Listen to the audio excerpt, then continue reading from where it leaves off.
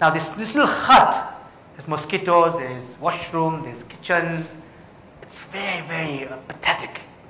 So I'm asking questions, and it is so bad there that in 20 minutes I get physically sick. Just hearing them, their stories of how they've gone to war, how kids never had to school, how some fathers were killed in front of their eyes. I mean, really, really traumatic stories. I just couldn't take it anymore. So I got out of the hut. As soon as I got out of the hut, the whole village was outside the hut waiting because they saw me in a suit. So they felt I'm going to help them. And I'm totally sick. And most of these people were women and children because most men had died in war.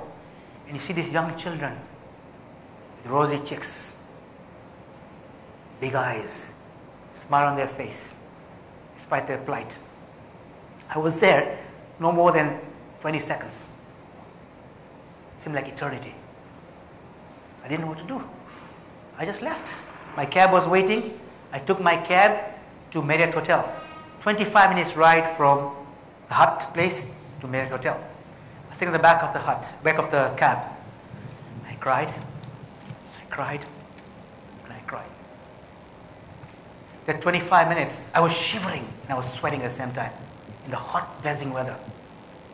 The 25 minutes was my defining moment in life. So I get to Marriott Hotel. I go there, and a colleague of mine, named Aziz Sharif, he was sitting there, and he says to me, Azim, what's wrong with you? I haven't said a word. He just saw my body and my face, and he said something is wrong. I didn't want to talk to him. I want to go to my room and cry some more. But Aziz Sharif is a hardcore businessman. He wears cufflinks and tie, and he wants an answer. He's probing, and I have to tell him something so I can go to my room and cry. So I tell him, just from somewhere, I tell him, Aziz, if I had to die for one cause, I'll die for this cause. So I go in my room. I have a sleepless night. I die, big deal. What do I do? Nothing. How did I help them? Nothing. So what do I do in my life that I can make a difference to people like this? And the whole night, when I tossed and turned, I realized I wasn't passionate as an accountant. I had 3 degrees, but there was no fire. I would never be the top accountant in the world. I said, what can I do in my life? I can be one of the top people in the world, so I can help people like that. And I realized that I had a gift. And I used to speak even then, but speaking was more like, not as a profession, but people called me to Australia, to New Zealand, to Portugal, to come and speak. And I would go and speak, and I come back, and they'll call me again. They didn't pay me for my time, but they'll pay for the flight, for the hotel. So I said, they're spending a few $1,000s each time they're calling me. And it's not my profession. If I did that as a full-time thing, in 10 years, I'll be one of the top 10 inspirational speakers in the world. I will raise $40 million to help people like this. I will sell 5.7 million copies of my books and message about giving and help. That was my vision. When I came home and told my wife said, why did I allow you to go to Karachi in the first place? Of course I struggled. My wife and my family were against my idea. My business partner was against the idea. But I had made up my mind, and then I was like a bulldozer. One year I spoke 170 times in 1 year. Not a penny being paid. One day I'm speaking in Dallas, one day it's in Sydney, one day it's wherever. The following year I spoke 180 times in 1 year. Every second day I'm speaking, not a penny. It was so bad, I wrote my first book, 7 Steps to Lasting Happiness. So I was going to check my book. We got a bookstore called Chapters in Canada, big bookstore in Canada. So now I go to a bookstore. I'm going to be a keynote speaker in Leicester, England, London, Edinburgh. So before I was going to London, I said, let me go and check my book out. So I go to Chapters bookstore now. I don't go to the bookstore and say, hey, is my book in the bookstore? It looks pathetic to ask for your own book, right? So what do? I tiptoe in the bookstore and I look for the computer. So I go to the computer and I put 7. The computer says there are 70 books on 7 something or the other.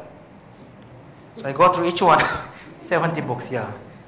And out of 70 books, my book is not there. So I press happiness. And there are 70 books on happiness, something or the other. So I go through each, 70 was the limit in the computer. I mean, there probably are more, but so I go through each one and my book is not there.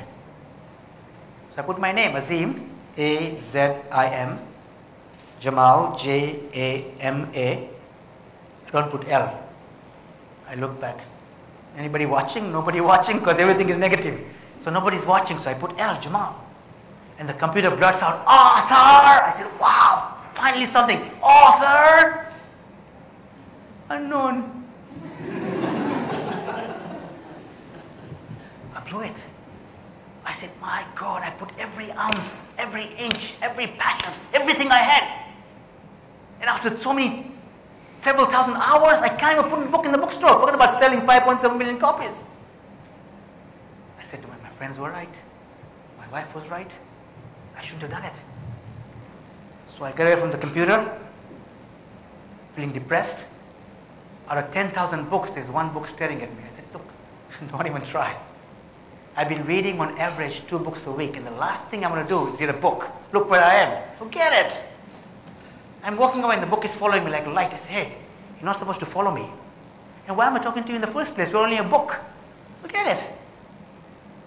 But it's like a light, like a beacon. So I come to the door. I have a choice. Go to the book or go to the bathroom. In that moment of integrity,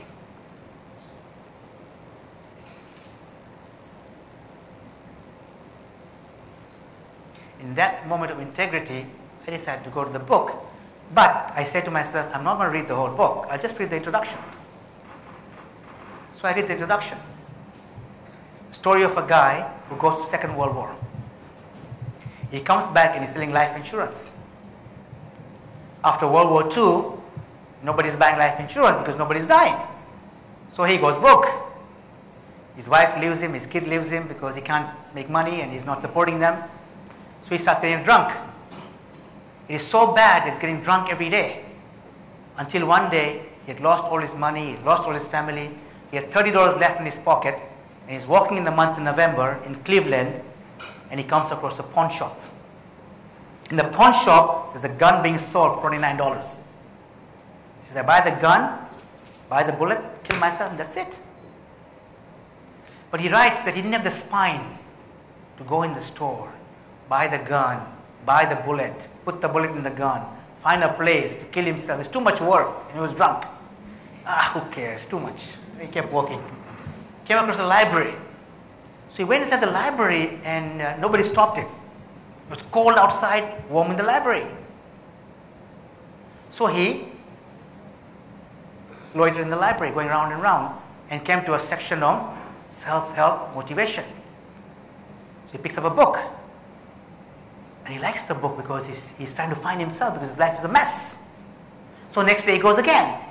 And he keeps going back until one day he came across a book by W. Clement Stone and Napoleon Hill called Success Through Positive Mental Attitudes. And he loved the book. So he says, I want to meet the authors. So he finds out that W. Clement Stone was a president of a corporation and there was a branch in the city he lived in. So he goes to apply for a job in the branch selling. And as these things continue, one time the editor of the company retires. Now he wants to meet W. Clement Stone, so he applies for a job as an editor. And because he's reading all these books, he's quite inspired and quite energized and convinces the guy to give him a job as an editor. At that time, he writes his first book. Between you and me, how many books will this guy sell? He's a drunk, who's almost committing suicide. How many books can he sell? One to himself, one to his neighbor, one to his cousin, one to the library maybe. Look at me, I've traveled the world over, I knew so many people. I couldn't put a book in the bookstore. So how many would this guy sell? Want to have a guess? 3 books, 5 books, 10 books? Anybody? Anybody wants to take a guess? He has now sold 50 million copies. The first book he wrote sold 10 million copies. His name is Og Mandino, which I've mentioned a couple of times today. And the first book he wrote was called The Greatest Salesman in the World, selling 10 million copies. When I saw the book at that time, he had at that time sold 36 million copies. He's now died. I've never met the guy. But what is the universe telling me? Azim, If all can do it, you can do it. I was not at a stage to commit suicide. So that was my turning point. So I went home, I went to my website and put a quote in there. When the night is the darkest, dawn is the closest. Of course, overnight things didn't change, but that was the starting point. So the universe is always giving us signs of some way or the other. But sometimes we don't see those signs. Maybe today you being here is a sign. You might pick one thing from this session today to change your life, to change your direction, change your destiny.